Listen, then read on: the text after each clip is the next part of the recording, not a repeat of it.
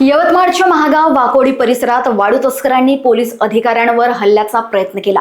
सहाय्यक पोलीस निरीक्षक सुनील अंबोरे यांना मारहाण झाल्यावर त्यांनी स्वतःचा बचाव करत 2 राऊंड फायर केले।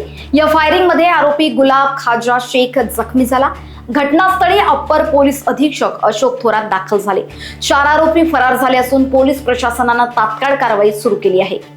यवतमाळ जिल्ह्यातील महागाव पोलीस स्टेशन अंतर्गत वाकोडी गाव या ठिकाणी अवैधरित्या रेती वाहतूक होते आहे, रेतीचा उपसा होतो आहे अशी माहिती पोलिसांना मिळाल्यावरून आमचे API सोबत कर्मचारी या ठिकाणी वाळू कारवाई करण्यासाठी त्या ठिकाणी गेलेले होते। या संदर्भात वाळू कारवाई करू नये संबंधित अधिकाऱ्यांनी म्हणून या रेती चोरांनी आमच्या पोलीस अंमलदारांवर हल्ला केला।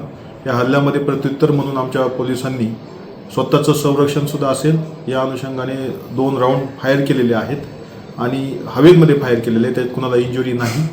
मात्र आमच्या जो अधिकारी आहे याला हल्ल्यामध्ये हाताला मोठ्या प्रमाणावर इजा झालेली, गंभीर दुखापत झालेली आहे आणि त्याच्यानुसार आम्ही संबंधित हल्लेखोरांच्या विरोधात गुन्हा दाखल करून पुढील कायदेशीर कारवाई करीत आहे। लोकवाहिनी मीडियाकरिता ब्युरो रिपोर्ट, यवतमाळ।